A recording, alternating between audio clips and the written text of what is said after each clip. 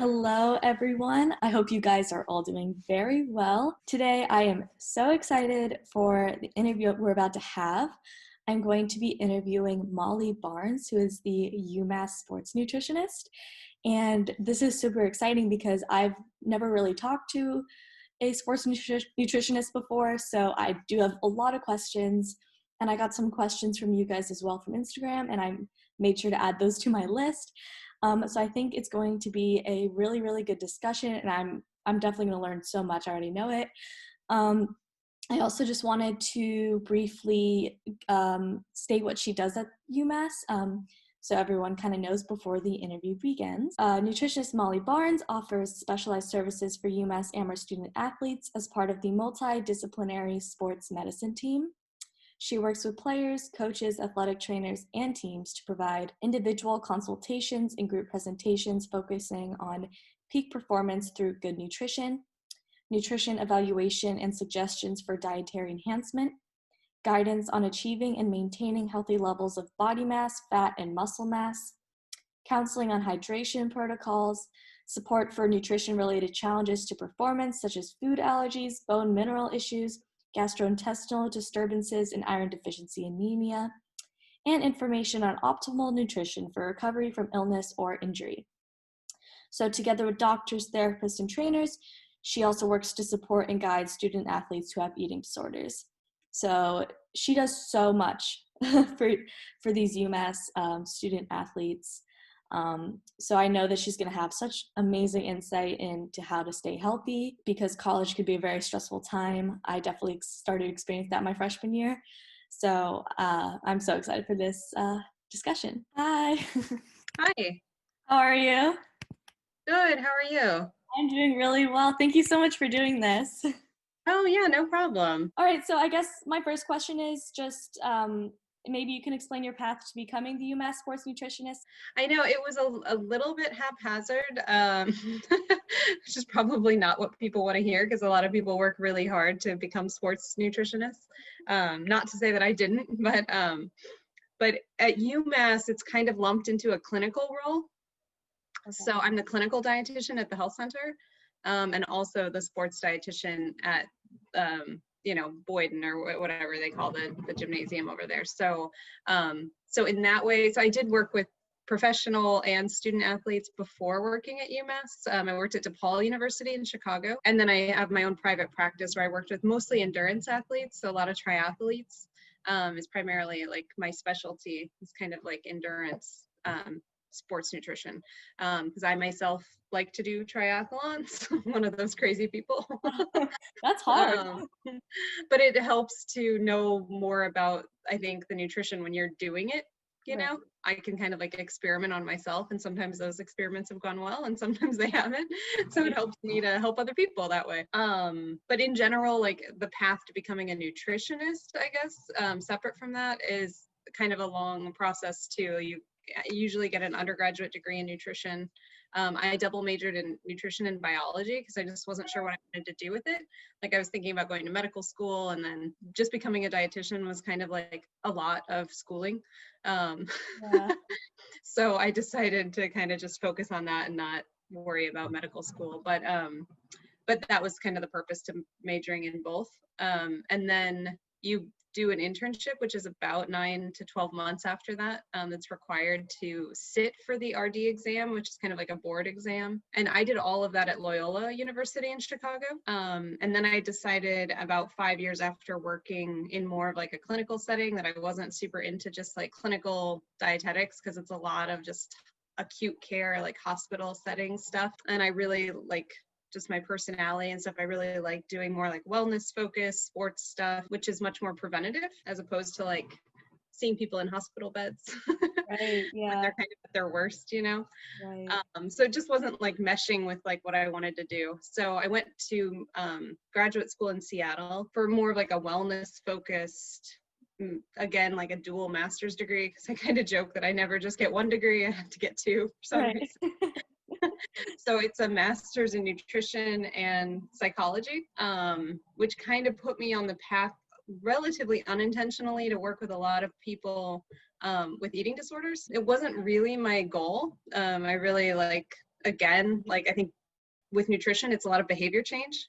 You know, it's really like not that people don't always know what to eat, it's that they don't know how to make those changes. So that was kind of my goal in getting that skill set, was to, I felt like it was just a barrier to me helping people, was not really having that skill set. So that was kind of my purpose in getting that particular degree. But it really did, like, in hindsight, set me up to work with eating disorders. So I end up getting a lot of student athletes who are struggling with that, which is kind of how I ended up in the job at UMass, because I think they saw that as kind of a perfect fit for a college campus. Was there like a specific moment when you were growing up or something that you realized that you wanted to go and study nutrition in college? Yeah, that's a great question, actually.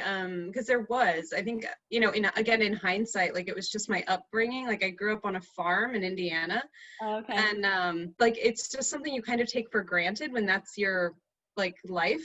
Right. That, like, that's not how everyone grows up. Right. And so then, like, I went to college in Chicago, which is obviously like a very urban area. It's like kind of like night and day from like rural Indiana. And I was like, wow, people don't like know where their food comes from. You know, kids especially like don't know that like vegetables are grown in the ground and like what those do for you. And it just became this kind of like passion of mine to, like, one, like, teach other people that and learn it myself, but also like cook for people and like teach them that these foods can taste good, and it doesn't have to be just like, you know, bland chicken and broccoli. Now that you are at UMass, what does kind of a day-to-day look like for you, just like during the school year? Yeah, normally, like, separate from pandemic, because this is my living room, normally, I would say it's about a 70-30 split between like just general clinical nutrition and sports nutrition. Got it. The sports nutrition piece, especially at a Division I school like UMass, could be its own job, and we could probably hire more than one dietitian. Right. And I find that that's really what I'm very passionate about. So I spend a lot more time doing that than I probably should, given like what, you know, the time split is supposed to be. But I would say typically that's kind of what my job description is supposed to be, is kind of like 70-30. That being said, I do think of like student athletes as there's also students. And so we're helping them as students at the health center, regardless of why they're seeing me. So, so I try not to like split those hairs too much, but in general, I do a lot of one-on-one counseling, because the high-risk athletes and patients end up being the priority, and that kind of translates to eating disorders, unfortunately. So, so we do a lot of one-on-one stuff with them. There's also a lot of team, like I say team, in the sense of like high-risk team. So there's sports medicine docs, trainers, coaches, myself, on that team to kind of oversee high-risk athletes. But in general, because there's just one of me at UMass, I spend a lot more time working with teams, just because I can cover a lot more ground. So I'll do a lot of team talks. We do a lot of stuff in the dining halls, or we used to, where we like kind of have a meal together and walk through the dining halls and talk about like what options there are that would be good for them, like pre or post exercise. And then there's a lot of like behind the scenes, like planning that I do with the strength coaches, primarily on snacks during competition and during exercise, so that they're eating the right things while they're actually training. And can you actually go maybe more into that? Because I was super curious. That was one of my questions, was what's kind of like the ideal foods and drinks to have prior to working out and post working out? And also snacks during. Yeah, without going into like specifics around like products, I guess, like the general idea before exercise is more simple carbohydrates. So the closer you get to that exercise, the less protein and fat you want in your system, because those just take a really long time to break down. Okay. So I guess this answer also requires like a general understanding of what proteins, fats, and carbohydrates are. So I usually do explain that when I'm talking about this, you know, in a group, but in general, like carbohydrates are what you want to focus on. And the closer you get to exercise, the more simple you want those to be. So the things that you actually hear about more generally that like people are usually advising people not to eat, like, you know, more refined, simple carbohydrates, those are the things you actually want as an athlete the closer you get to exercise, because they're not going to sit in your stomach very long, but they're going to give you good energy. So things actually like bagels and, English muffins or rice cakes, like those are actually really good right before exercise because they're going to give you a good energy without like upsetting your stomach.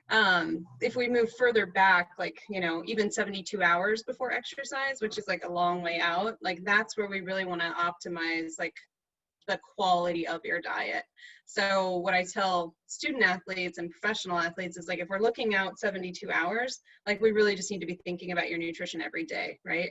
Right. Because you're almost always 72 hours out from something. Yeah. So the timing of it is tricky. I think that's probably what I work with people on more specifically to their sport, their position in that sport, and like the timing of when they practice, because what I'm giving you is very general. But like if you were able to give me like your schedule and tell me like when you actually practice and what that looks like, we could come up with like a plan with food that really helps to optimize that.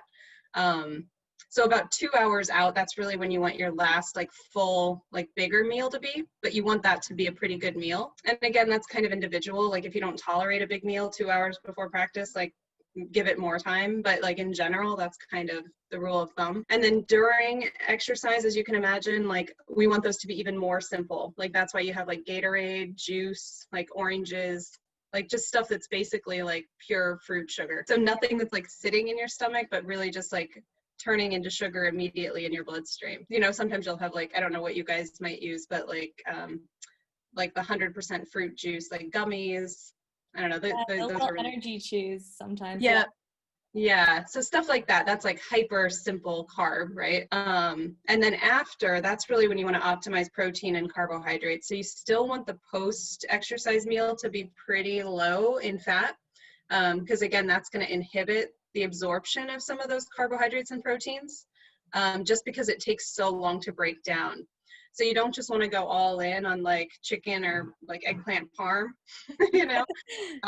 It's not necessarily the best choice right after exercise, but something like maybe the next day or 2 or 3 hours later, like a meal like that is fine. But like right after, you really want to focus on carbohydrates and proteins. I also was wondering what your opinion on electrolyte water versus sports drinks were, just because growing up, I first was always drinking sports drinks like Gatorade or Body Armor, things like that. Yep. But then I got injured. I went to like this guy to fix my injury, and he was telling me that I shouldn't be drinking sugar during my matches and things like that.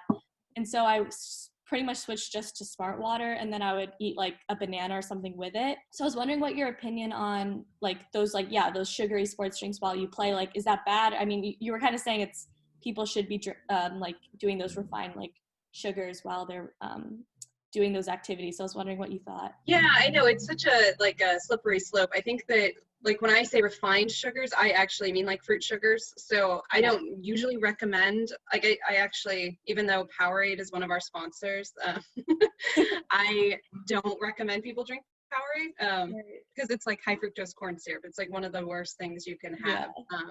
And I tell our athletes that like with a disclaimer of like, I know this is our sponsor.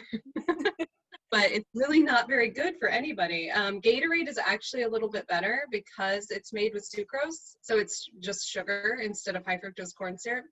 But to answer your question, like I don't usually recommend those unless it's extreme circumstances. So like something like endurance training, where you're going for really, really long periods of time and you need that sugar. Mm-hmm. Or if you like have a tournament one day and you just are going to be out on the court like for hours, like that's when it's appropriate. But most of the time you can get those electrolytes from food and water. And so that's like first and foremost what I really encourage athletes to do, because most of our sports aren't competing for more than 2 hours. And so if you are eating well, you can stockpile those electrolytes in food without needing those electrolytes during training.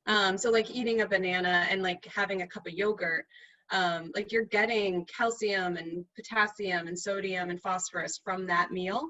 So you don't need it from Gatorade, and then in line with that, like I actually usually recommend for our athletes like a more broad spectrum electrolyte mix, because Gatorade and Powerade actually just have sodium and potassium in them, which is important, and they're the two most important electrolytes because that's what we lose most readily. But calcium, magnesium, phosphorus, these are all electrolytes that you lose also. So things like the noon or none energy tablets, like those, Oh, I've heard of those. like those are just like a full spectrum electrolyte tablet. There's no sugar in them. It's just electrolytes, with like some, fizzy stuff that makes them taste better. So it doesn't have to be that brand, but something along those lines, there's lots of stuff out there like that, would be what I would recommend if you're going for a really long period of time and you have access to like fruit. You don't really need the sugar that's in Gatorade or Powerade. And I was also thinking about what you're saying about like the carbs and stuff. I was thinking about myself, and I try not to eat as much gluten because I have a gluten intolerance. And so I was thinking like, Oh yeah. I can't have like the bagel, but I can, have those like rice crackers. Is there anything else with for people with like gluten intolerances so they can still get those carbohydrates prior and post? Oh yeah, there's lots of stuff actually. I recommend like low gluten or gluten-free diets to a lot of athletes actually, even if they don't have celiac disease, just because it's less inflammatory.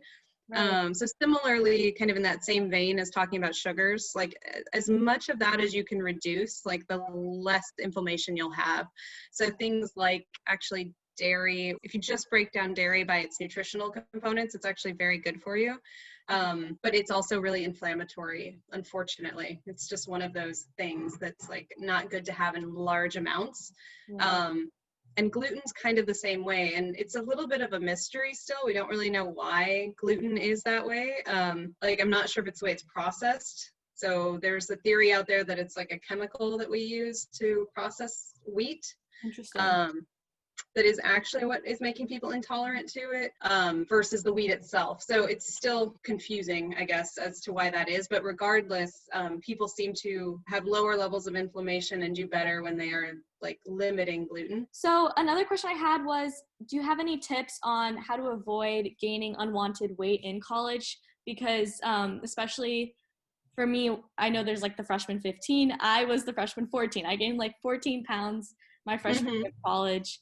And I think the biggest reason for me was that I went from being at home where like I just had my 3 meals a day, maybe a few snacks, to like going to college where there was constantly food available to me. Yeah. I have to like wait for dinner to be ready or wait for lunch, or I just could constantly just find food anywhere. Yeah.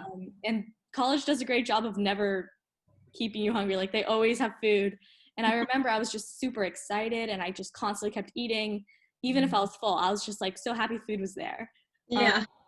And so I didn't even realize it until I got home for winter break. So I guess first semester, freshman 14, I gained 14 pounds and I was like, oh my gosh, like I had no idea. Yeah.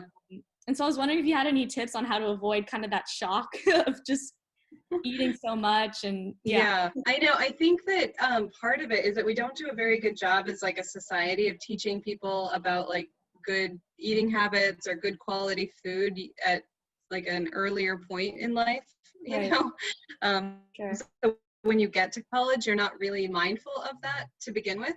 Yeah. And I don't know exactly what it's like at Amherst, but I'm sure it's like this at most college campuses. At Umass, it's like a free-for-all buffet, basically. It's like all you can eat. You swipe Yeah. to get in, and then you just can eat forever.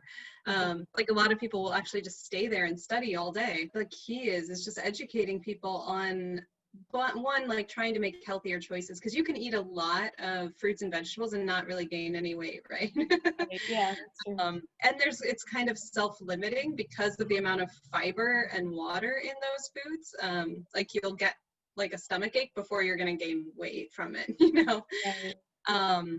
But that's not usually what people are overeating. So it's trying to, I think, a couple different things, like getting people to choose healthier options, in the way of like having more fruits and vegetables in their day, and just knowing like, okay, this is what I should be focusing on, before maybe I go back for more French fries or pizza or whatever, the things that are like more, addictive, Right. and therefore harder to stop eating. And then also like using their intuition around like, how do I feel? Like, am I full? And attending to that, I think, is the second piece, to like paying attention to it and then attending to it. Because a lot of people do like keep eating after they feel full. And I think that's more of like the addiction piece. And I use that word pretty freely, even though I know it's a heavy word to use, because food can be really addictive. Right. And we just don't talk about it that way, but like it's made to be addictive. And so I think we just need to start being more transparent about that. And so if we can educate people, I think, on what those addictive qualities are, so things with a lot of sugar, fat, and salt, and if they have all three of those, like forget about it. Like it's just like you can't stop eating it. But I think instead we teach people that it's like their fault. Like it's like this self-discipline that they're lacking or something else that's like preventing them from stopping eating the cobbler or whatever it is, you know, when really it's made to not, like it's made to make your brain want more before you're done with like the last bite you just had. Also, another thing about this, I guess, like addictive quality of food is that a lot of times, I think I developed this mentality in college, but after I finish dinner, I think it's like dessert time, like in my head, like, oh, I finished my dinner, I'm gonna go get my dessert. And a lot of times I'm like super full from dinner, like I don't eat that dessert, but it's just like, oh, it's dessert time, like that's the time I have dessert, even if I don't actually need it. So I was also wondering about like the spacing of meals, I guess, like after dinner, if you do want that dessert but you're not hungry, how long is like the recommended time between when you should maybe start getting more food? Yeah, I think it depends on when dinner is, and when your bedtime is. So if you have a big gap, you know, for a lot of college students, if they're eating dinner at 6 p.m. and then bedtime's not till like midnight or 2 a.m., like it's actually a good idea to have something in that time frame, because that's a huge amount of time. And specific to athletes, I actually do recommend they have like a high protein snack before bed, because that's when a lot of like muscle tissue repair is happening overnight.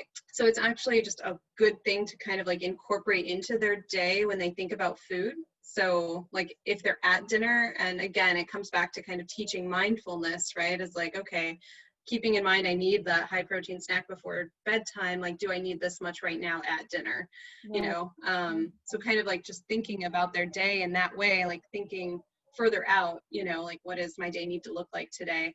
But I think in general, like spacing out meals throughout the day where you're never really going more than 3 to 4 hours without eating, especially as an athlete, you never really want to go more than 3 or 4 hours without having a snack or something, and to continue to kind of refill that glycogen that your body relies on as an athlete. So that's just a good like structure to kind of keep in mind. It doesn't have to be a full meal every 3 to 4 hours, but you should have something, even if it's just like a little bit of peanut butter on half an apple or something, you know? So I guess like depending on the day and like what your evening looks like, that's what I would suggest. Like if you're someone who eats dinner at 9 o'clock and goes to bed at 10, like I wouldn't eat anything, you know, between that time frame. Right. And does your advice about like when and how much and what people should eat, does it vary on the sport they play or the times they practice? Because I was thinking of like the advice you'd give to like a football player would probably be a lot different than a tennis player, just because the games are so different. Does your dietary advice depend more on like the individual and their sport? Or are there any other factors? Is there just like a general advice you give to everyone, or both? Yeah, I have like a good visual aid when I'm giving like a presentation on this that's helpful, because I think in general, I think about it as like kind of a pyramid. So there's like that base, like foundational nutrition that you need to work on with everybody before you can build on that. And for everybody, regardless of whether or not they're an athlete, that's pretty much going to be look the same. Like that advice is going to be the same. Like let's get your just general nutrition up to par before we start working on, you know, sports specific nutrition. And so at the top of that pyramid, there's like a whole bunch of stuff in between that. I would say that's where we're really focusing on like your position, your sport, like how much you're practicing and competing. Like that's where we really start splitting hairs over specifics. But in general, most college athletes and just college students in general come to college with like pretty poor diets. So there's a lot to work on before we get to that place. And I think that's kind of boring for people, to be honest, when there's all this other like stuff that's being targeted to them, like tart cherry juice and turmeric and fish oil, like all these things that are like kind of hot button topics. And it's like, well, none of that is going to do anything if you're eating like chicken nuggets and French fries every day. Right.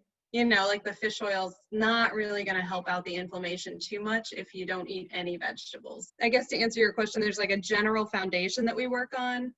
And depending on how that goes, then we kind of like step it up to, okay, you're a tennis player versus a football player, which, yeah, have very different recommendations, because one's more of like a agility, you know, like speed sport, and one's like a little bit more endurance, I guess. But it's similar in a lot of ways too, actually. But yeah, I think with football, it you have to kind of break it down by position more than by sport. So really, like, the positions really vary quite a bit in football. Because I was thinking about football players, and I know a lot of them are working on gaining weight to be like stronger, not like unhealthy weight, but like, you know, like more muscle, Yeah. things like that. What advice can you give to people who are trying to gain weight, but like in a healthy way? Yeah, so that's you know, another common thing that I think people ask me about a lot, because they want to gain very specific weight, right? They usually want to just gain muscle, and it's impossible to gain muscle without gaining other forms of weight. And so it's helpful to just kind of keep that in mind.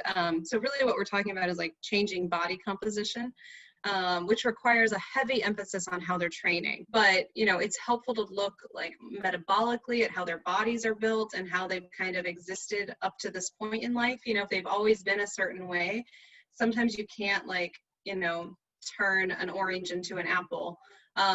But, you know, we can like work with helping to modify their diets in a way that will support that. I think really like limiting things like sugars and alcohols, which is you know, a lot of what is part of college students' diets, Yeah. really help with diminishing the excess body weight that is fat. That's just like you're hanging around that your body doesn't have any use for. So if you can cut out like, especially like mostly refined sugars and alcohol from your diet, people will lose weight pretty quickly.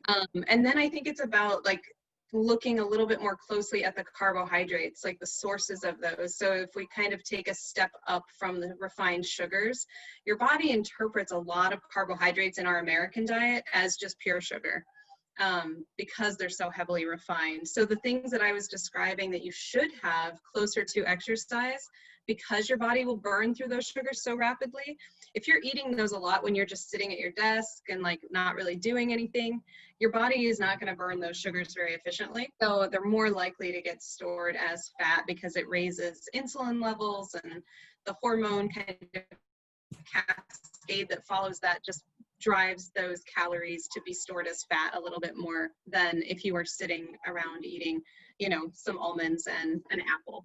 Right. So it's really looking more closely at kind of like those habits, like what are you eating kind of, you know, on the weekends and late at night, and, you know, when you're not moving maybe as much. Also, I was thinking about like diet culture, and I know that you were talking about like you recommend people not eating as much gluten, and that was super helpful for me because like I actually try to avoid gluten. Yeah. Some people also try like there's like the keto diet, and then a lot of people are doing like plant-based or vegan diets. And I was wondering kind of like what your opinion on those diets are, or do you think that people should just kind of eat everything in moderation? Yeah, I think it's not that simple, right? And I think that's kind of the problem with our society too, is like we aren't teaching about good nutrition habits like baseline. And so then people get frustrated and confused when their bodies aren't what they want them to be or don't look the way they want them to. And so they dive like all in on these like very restrictive diets that I do generally oppose. Like, I'm not a big fan of like hyper restriction. And I think part of that is because I work with so many people with eating disorders, because it's just kind of like a gateway for a lot of people who are predisposed to develop eating disorders. Like, they start on a ketogenic diet, and I can't tell you how many people I've seen develop anorexia as a result of that. And so I generally recommend against it. And that's secondary, like the eating disorder component is kind of secondary to just physiologically what happens when you stop eating carbohydrates. There's really no benefit to an athlete not eating carbohydrates. It's going to be more damaging than it is beneficial. Yeah. So we really want to look at what carbohydrates you're eating, as opposed to like just diving all into like, I'm just not going to eat this food group anymore. And I think it's because people don't know what to do. Like they're so confused that it's just easier to avoid it. But there's also results. And I always mention that when people ask me this question, because I would be lying if I said you're not going to lose weight if you follow the ketogenic or Paleolithic diet, because you will. Like if you remove an entire food group that's giving your body energy, you will lose weight. Like it's not a hard equation to follow through. You're removing like the main source of energy for your cells. So your cells are going to try to find another way to get that energy. And so they're working like double time to get that energy, and that burns fat really efficiently. So for a lot of people, it's become a very popular diet because they'll burn fat really, really fast if you stop eating carbohydrates. But if you think that again, like through to the end, like what that's going to do to the rest of you physiologically is really damaging if you follow it for a really long time. But even for a short term, like athlete, to do that is really, really going to damage your performance. So when athletes ask me specifically, like, should I be doing this? I'm like, well, we can work on your body composition right now, or we can work on your performance. But one of those is going to like, you can't do both at the same time. And so that's why we often recommend working on things more specifically with diet when people are in the off season. Because if you're training really, really competitively, like you don't want to cut out this thing that's giving you energy, I think that like black and white way of thinking just like solidifies this idea that I can't eat carbs or I'm going to gain weight. And so it can be so damaging for people too, when there really is a middle ground. There's a way to lose weight healthfully and work on that body composition and still eat carbohydrates. And so that your performance doesn't tank, and also so you don't get injured, because that's the other big thing is not only can you not like think and perform, but like you're also much more likely to get injured. Maybe one day while I'm still at Amherst, we can have you come over to talk to my team. Yeah, that would be great. I'd love to. I love doing that. So let me know. All right, sounds good. Well, thank you so much. Thanks. Yeah, have a good day. Also, please don't forget to like and subscribe, and I'll see you guys in the next video.